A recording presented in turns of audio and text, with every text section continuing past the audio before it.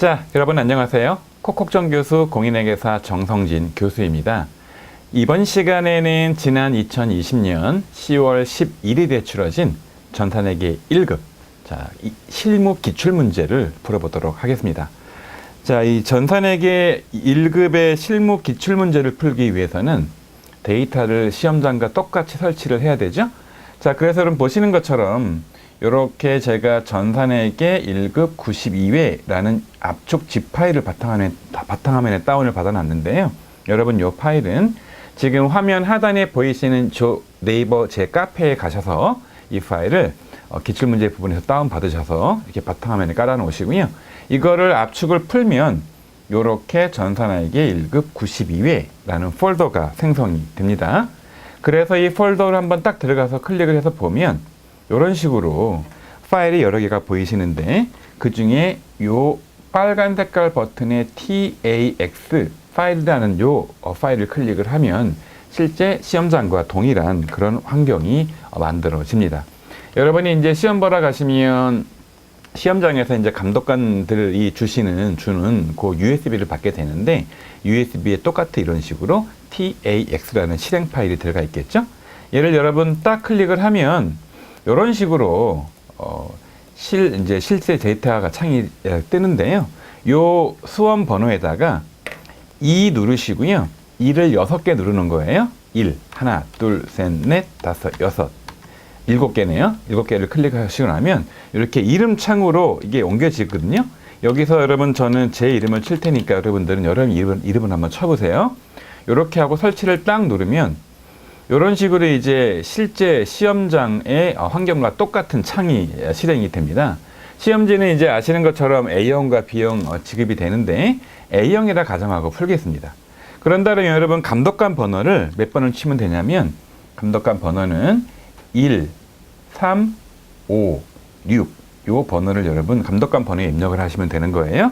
자, 감독관 번호에다가 1356번을 입력해 보겠습니다.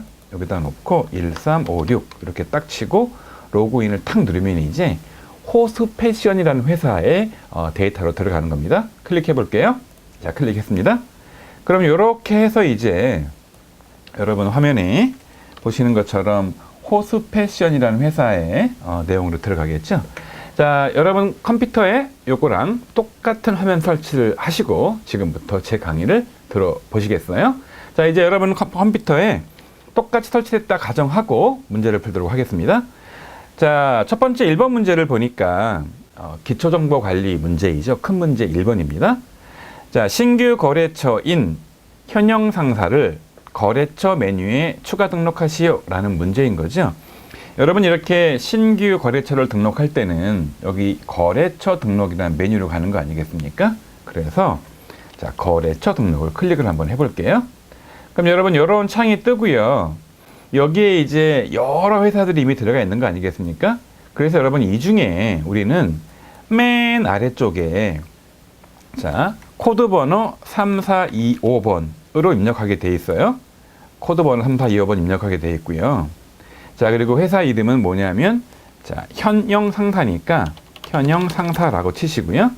그 다음에 이게 매출 거래처인지 매입 거래처인지 동신지 표시하게 되어 있는데 문제를 보니까 유형이 동시니까 3번을 클릭하시면 이제 자동적으로 우측으로 이동이 되겠죠. 우측으로 이동하셔서 이제 사업자 등록번호 입력을 해야 되는데 124, 그 다음에 29, 그 다음에 74624 이렇게 입력하게 되어 있고요. 대표자 성명은 부현영 씨라고 입력하면 되는 거고요. 업태와 종목은 제조이고요. 자, 종목은 컴퓨터 및 컴퓨터 부품이라고 되어 있죠. 가끔씩 이제 수험생 여러분들이 띄어쓰기를 이제 고민을 하세요. 원칙적으로 말씀드리면 띄어쓰기는 채점 사항이 아니에요. 프로그램이 이제 채점을 할 때 채점하는 프로그램이 따로 있거든요. 아예 띄어쓰기는 고려하지 않게 되어 있다라고 세무사회 출제위원회의 답변을 제가 받았으니까 여러분들은 부담 느끼지 마시고 그냥 이 시험지에 있는 그대로 입력하시면 돼요. 지금 현재는 컴퓨터 및 컴퓨터 부품이 띄어쓰기를 하지 않게 되어 있죠. 그냥 그대로 치시면 돼요. 만약에 컴퓨터 떼고 및 떼고 컴퓨터 부품이라면 그냥 띄어쓰기 그대로 입력하시면 되는 겁니다. 그래서 부담 느끼지 마시고 시험지에는 대로 입력하면 된다라는 거죠. 주소가 이제 광주광역시 동구 재봉로 10 학동이라고 되어 있는데 시험지를 보시면 주소 입력할 때 우편번호 입력은 하지 않아도 된다라는 거죠. 여러분 현재 제 컴퓨터는 인터넷이 연결이 되어 있어서 이 컴퓨터가 알아서 실시간으로 이 우편번호를 업데이트를 해줘요. 이 Kref 프로그램이. 그러나 여러분 시험 현장에서는 인터넷을 끊어놨기 때문에 업데이트가 안 돼 있을 수 있다 보니 이런 식으로 우편번호 입력하지 말아라고 되어 있습니다. 부담 느끼지 마시고 그냥 원래는 말풍선을 눌러서 이런 식으로 불러오게 돼 있는데 그냥 시험장에서는 말풍선 누르지 마시고 그 주소 입력창에 그냥 가셔가지고 광주광역시 한 칸 띄고 동구 한 칸 띄고 재봉로 한 칸 띄고 10이라고 입력하시고요. 그대로 가로 열고 학동이라고 치시면 입력이 끝납니다. 원래 시험 문제 유형별로 보면 이거 이외에 추가로 뭐 입금 계좌 번호라든지 이런 것들을 입력하는 그런 경우도 있는데 이 문제는 여기서 입력이 끝나도록 되어 있습니다. 이렇게 하면 자, 큰 문제 1번에 작은 문제 1번 거래처 입력이 끝나는 거죠. 자, 여러분 요거 죽이시고 이제 큰 문제 1번에 두 번째 문제로 가도록 할게요. 자, 2번 문제를 보니까 계정 과목 및 적요 등록 메뉴에 아래에 계정 과목에 대한 적요를 등록하시오 라고 되어 있죠. 여러분 요거는 요 화면에 보이시는 계정 과목 및 적요 등록이라는 메뉴를 클릭하시면 되는 거 아니겠습니까? 그래서 계정 과목 및 적요 등록을 클릭을 한번 해볼게요. 이렇게 계정 과목이 쭉 뜨죠. 근데 문제를 보니까 계정 과목 833번에 광고 선전비로 가래요. 여러분 그러면 여기 왼쪽 부분에 보시면 번호들이 이렇게 쭉 나와 있죠. 이 중에서 833번이니까 여기 밑에 쪽에 보시면 판매관리비가 800번대잖아요. 그래서 이 800번대를 클릭을 딱 해보면 중간 부분에 보면 또 이렇게 세부 내역들이 쭉 뜰 거 아니겠습니까? 그 중에서 833번이니까 쭉 마우스를 휠을 쭉 내려서 어디로 가시냐면 833번에 광고 선전비 쪽으로 가시면 되겠죠. 그래서 광고 선전비에 현금 적요에 9번에 입력을 하라는 거잖아요. 그래서 광고 선전비를 클릭을 딱 하면 우측에 내용이 뜨는 거 아니겠습니까? 여기서 현금 적요니까 자, 현금 적요가 어디 있나요? 현금 적요가 여기 보이시죠? 그래서 요 밑에다가 9번이라고 입력을 하라는 거니까 자, 9번 입력을 한번 해볼게요. 9라고 입력을 하시고 이제 엔터를 치신 다음에 여기다 뭐라고 치면 되는 거냐? 그냥 있는 그대로 띄어쓰기를 해서 집어넣을게요. 소셜 마케팅 비용 지급. 그러니까 소셜 마케팅 한 칸 띄고 비용 한 칸 띄고 지급. 이렇게 엔터를 치시면 자, 분계 입력이 그 적요 입력이 끝나는 겁니다. 여러분 이렇게 해서 큰 문제 1번에 2번 문제 풀었고요. 이제 큰 문제 1번에 3번으로 가도록 할게요. 창 죽이겠습니다. 자, 3번 문제를 보니까 이런 문제죠. 전기분 원가 명세서를 검토한 결과 다음과 같은 오류가 발견되었다. 모든 전기분 재무제표에 관련된 부분을 토정하시오라고 되어 있습니다. 그리고 문제를 보니까 계정 과목이 틀린 게 복리후생비 511번대가 잘못됐대요.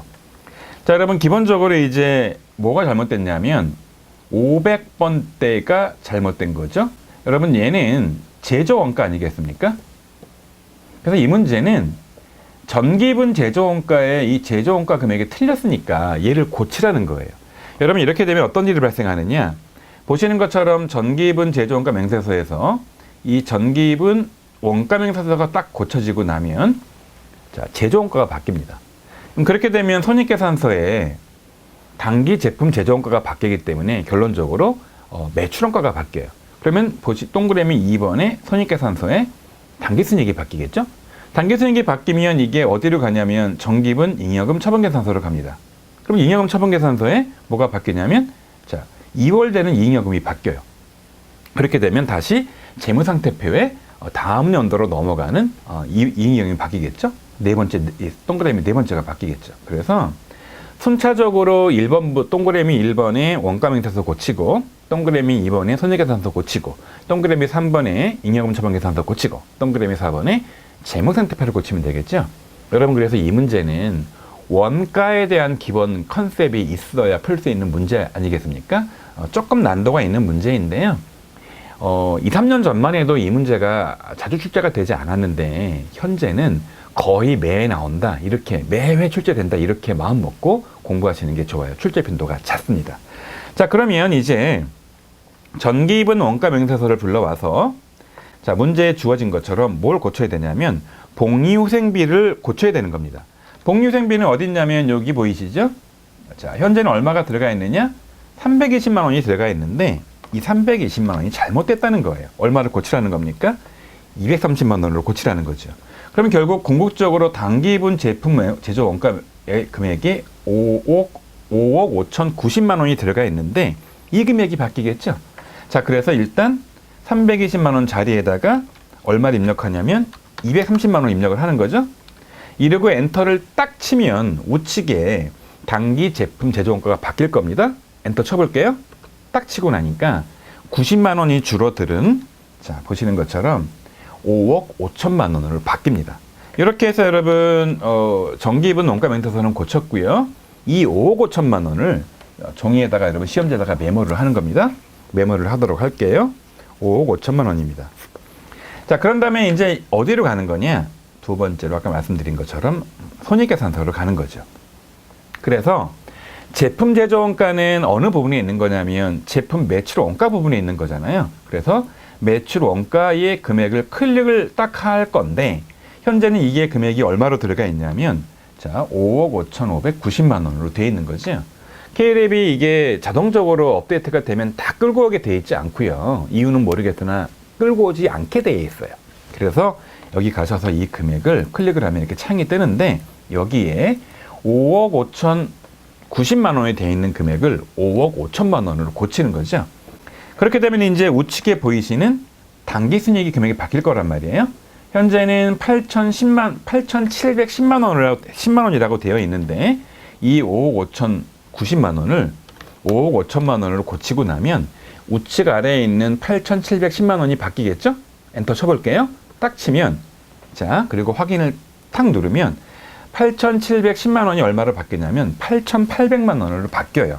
여러분, 따라서 당기순이익 8,800만 원도 메모를 하는 겁니다. 그런 다음에 이거 죽이고 어디로 이제 세 번째 가시는 거냐면 잉여금 처분계산서로 가는 거죠. 원래 풀네임은 전기입은 이익잉여금 처분계산서라고 부르는 건데 그냥 줄여서 잉여금 처분계산서라고 부릅니다. 그러면 여기에 이미 당기순이익이라는 금액이 8,710만 원의 잘못된 금액이 입력이 돼 있고 이랬을 때 총 금액이 1억 2,410만 원인데 여러분 여기에 8,710만 원을 8,800으로 고쳐야 되는 거죠. 오른쪽 위에 총 궤도 바뀌겠죠. 엔터를 쳐볼게요. 엔터를 딱 치면 이 금액이 이제 얼마로 바뀌냐면 1억 2,500원으로 1억 2,500으로 바뀌는 겁니다. 그래서 1억 2,500을 메모를 하시고요. 그 다음에 이거 죽이고 마지막 네 번째로 어디로 가는 거냐? 자, 이제 전기입은 재무상태표로 가서 지금 잘못 입력되어 있는 2월 이익잉여금의 요 1억 2,410만 원을 고쳐야 되는 거죠. 현재 여러분 보시면 여기 대차 차익이라 그래가지고 금액에 90만 원의 차익이 발생되어 있죠. 자, 이제 여기 나와 있는 1억 2,410만 원을 수정되어 있는 1억 2,500만 원으로 고치고 나면 오른쪽에 대차 차익 90만 원이 없어질 거예요. 잘 보세요. 자, 없어졌죠? 그래서 여러분이 이러한 유형의 전기입은 재무제표 수정 문제가 나온다면 오른쪽에 대차 차익이 아무것도 없는 이 0으로 바뀌게 입력이 됐다면 여러분이 제대로 입력하는 그런 문제가 되는 겁니다. 자, 여러분 이렇게 해서 자, 큰 문제 1번 마치고요. 바로 이어서 큰 문제 2번 일반 전표 입력 내역을 입력을 해보도록 할게요. 자, 이제 전산회계 1급 92회 자, 실무 문제 큰 문제 2번 일반 전표 입력을 해보도록 할게요. 자, 먼저 첫 번째 문제는 7월 30날 문제이죠. 자, 일반 전표 입력은 일반 전표 입력 메뉴를 클릭을 하시고 입력을 하는 거고요. 자, 날짜 첫 번째 입력을 하겠어요. 7월 30날이죠. 문제를 보니까 회사는 임직원을 위해서 자, 국민은행에 확정급여형 DB퇴직연금에 가입하고 7월분 퇴직연금 1,000만 원을 보통 예금으로 납입했대요. 자, 여러분 지금 문제가 DB형이에요? DC형이에요? DB형이라고 나와 있죠. 여러분 이거는 정확한 이름은 확정급여형이라고 부르는 거죠. 근데 여러분 이거는 계좌가 회사 소유의 퇴직연금 계좌인가요? 임직원 소유의 퇴직연금 계좌인가요? 여러분 얘는 회사 소유입니다. 따라서 컨셉 개념 자체가 나중에 임직원들이 퇴사할 때 줄 퇴직금을 마련하기 위해서 별도로 이건 지금 예치를 하는 겁니다. 누구 명의 예치겠습니까? 당연히 회사 명의 예치겠죠. 따라서 마치 은행에 적금 드는 것처럼 돈을 모아놓는 건데 그 적금의 목적 자체가 퇴직금 지급을 위한 그 예치인 거잖아요. 따라서 여러분 이런 경우에는 어떤 계정 과목을 써야 되는 겁니까? 여러분 이때는 퇴직연금 운영자산이라는 계정 과목을 쓰게 되어 있거든요. 여러분 이 용어가 익숙치 않은 친구들은 여기 가서 입력할 때 3번 차변 누르신 다음에 그냥 여기서 퇴직연금이라고 치면 퇴직연금 관련된 여러 가지 항목들이 뜨지 않습니까? 그 중에서 눈에 보이시는 186번에 퇴직연금 운영자산 얘를 클릭하시면 돼요. 그래서 금액은 얼마 입력하냐면 1,000만 원 입력하고요. 뭐로 지급한 겁니까? 대변 4번 누르셔서 보통 예금을 이렇게 입력하면 되겠죠. 가끔씩은 이제 여기서 이 은행에 지급한 수수료 얘기가 나올 때가 있어요. 그때는 그냥 수수료 비용 처리만 하면 되는 거겠죠. 자, 이렇게 해서 여러분 1번 문제 입력 끝내도록 할게요.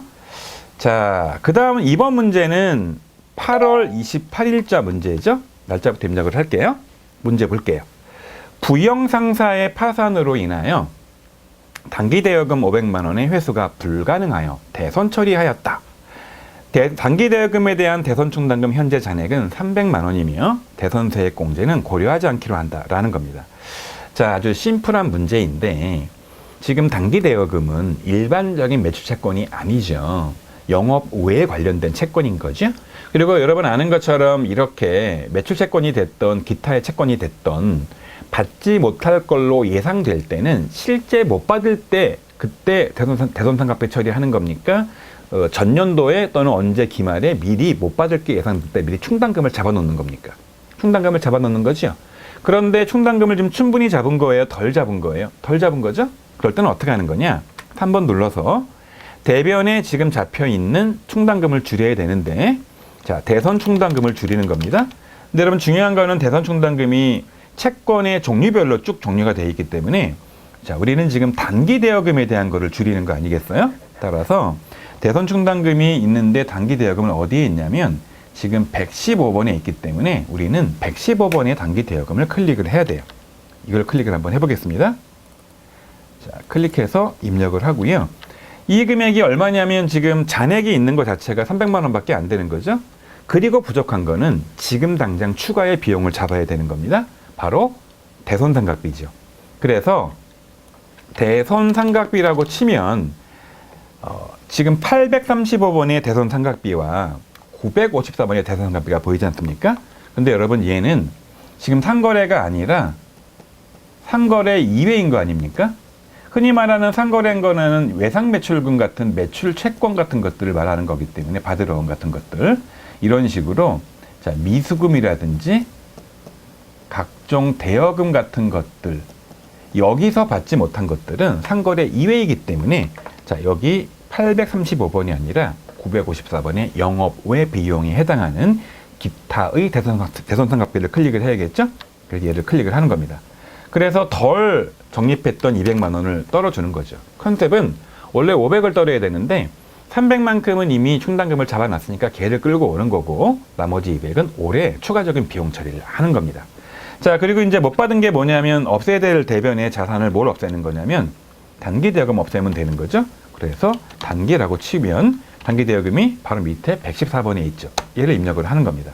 그런데 거래처 입력을 해야겠죠. 이건 채권 채무니까 자, 부영상사 아니겠습니까? 그래서 부영상사라고 입력을 하면 분계 입력이 끝나는 겁니다. 핵심 여기 두 가지입니다. 하나는 덜 적립했던 충당금을 이번에 비용 처리한다라는 컨셉 하나. 두 번째는 그게 영업 외 비용의 기타의 대손상각비를 잡는다. 요게 두 번째 핵심이 되겠죠? 자, 세 번째 문제 보도록 할게요. 날짜는 일단 10월 1일이고요. 문제를 볼게요. 주식회사 한성자동차로부터 업무용 승용차를 매입하면서 의무적으로 취득해야 하는 공채를 구입하고 대금 20만 원을 현금으로 지급하였다. 공채의 현재 가치는 18만 원이며 회사는 이를 단기 매매 증권으로 분류하기로 했다. 여러분, 이 컨셉은 지금 유형자산의 취득 관련된 내용인데 그중에 의무적으로 구입해야 되는 채권에 대한 이야기예요. 자, 지금 국공채를 취득을 했는데 얘를 단기 매매 증권으로 분류하기로 했대요. 3번 차변 누르셔서 단기 매매 증권이라고 치신 다음에 이 금액을 입력을 해야 되는데 항상 공정가치 시세대로 입력을 해야 되는데 18만 원 입력을 하면 되는 거 아니겠습니까? 돈은 얼마가 나간 겁니까? 돈은 20만 원 나갔죠? 그래서 일단 여러분 이 분계는 차변 다 입력하고 대변 입력하고 이렇게 입력해도 되고요. 차대변을 번갈아 입력해도 되고 대변 먼저 입력해도 되는 거 아니겠습니까? 어쨌든 분계만 풀로 제대로 입력하면 되는 거거든요. 제가 이번엔 특이하게 한번 대변 먼저 입력을 한번 해볼게요. 현금이 얼마가 나간 겁니까? 현금을 20만 원 준 거죠? 자, 20만 원 입력해 볼 거예요. 그럼 여러분 차대변이 얼마가 안 맞습니까? 차변에 지금 2만 원이 부족하죠? 얘는 지금 뭐냐면요. 이 채권을 취득했는데 자동차 취득 때문에 의무적으로 이게 손해봐서 지금 2만 원이 날라갔어요. 이렇게 취득과 연관돼서 손해본 금액도 무슨 처리하는 겁니까?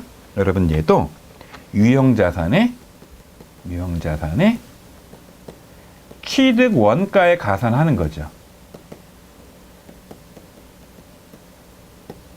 자, 이 유형자산의 이름이 바로 뭐냐면, 자, 3번 누르셔서 3번 차변을 추가해야 되는데, 바로 여러분 이게 뭐냐면, 자, 차량 운반고 아니겠습니까? 자동차 취득하면서 발생한 거니까 차량 운반고라고 치시고 2만 원 입력하면 되는 겁니다.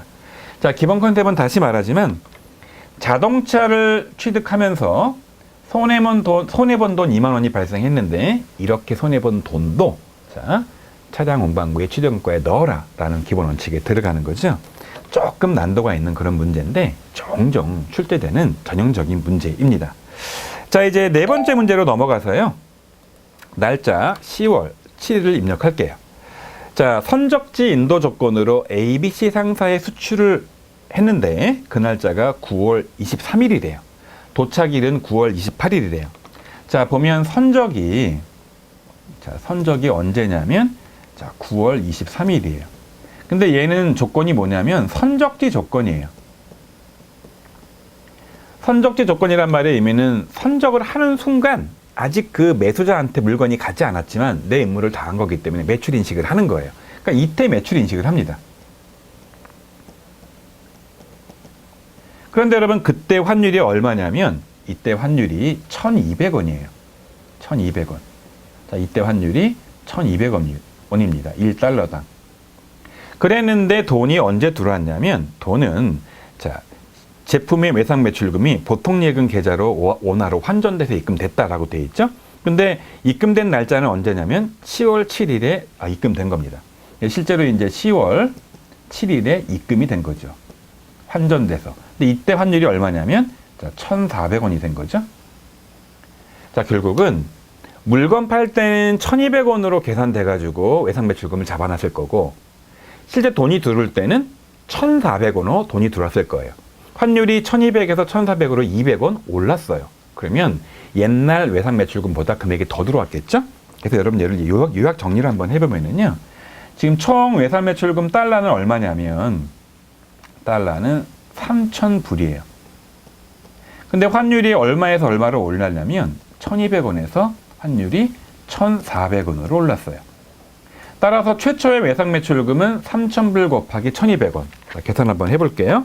3,000불 곱하기 1,200원. 이게 얼마냐면 360만 원의 외상 매출금이 발생했습니다.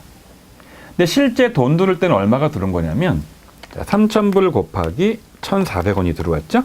돈이 얼마가 들어오냐면 입금되는 원화 금액은 자, 나중에 420만 원이 들어와요.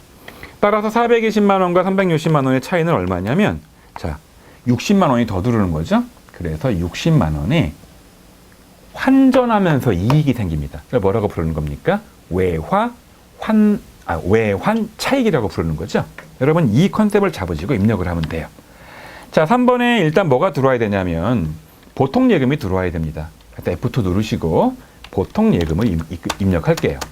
자, 다시 말하지만 들어오는 금액은 얼마가 들어오는 거냐면, 자, 오해아 달러 금액이 3,000불이 있었고요. 여기에 지금 돈 들을 때, 자, 1,400원이 들어와 있으니까, 자, 이때 들어오는 금액은 얼마가 들어오는 거냐? 곱하기 한번 해보시면 420만 원이 들어옵니다.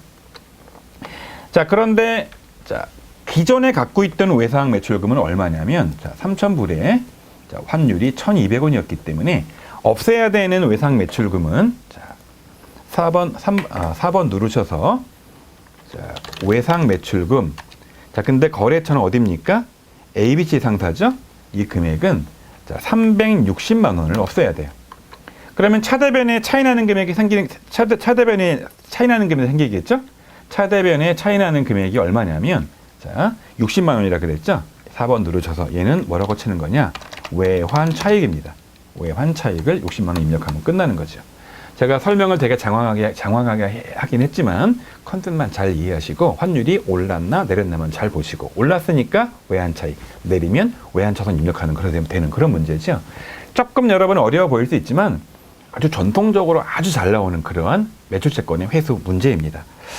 자, 이제 5번으로 가서 10월 21일로 가보겠습니다. 문제를 볼게요. 보통 예금 계좌에서 50만 원의 이자 수익이 발생했고 원천 징수세액을 제외한 나머지 금액이 당사의 보통 예금 계좌로 입금되었다. 원천 징수세율 친절하게 주어져 있네요. 15.4%. 3번 누를게요. 여러분 이런 식으로 미리 세금을 내가 원천적으로 징수당하고 돈을 받았습니다. 은행에서 이자를. 이렇게 미리 뜯긴 세금을 뭐라고 부르는 겁니까? 미리 낸 세금. 선납세금이라고 부르죠. 그래서 자, 차변 누르셔서 선납세금 치시면 되는 거고요. 얼마를 선납했느냐?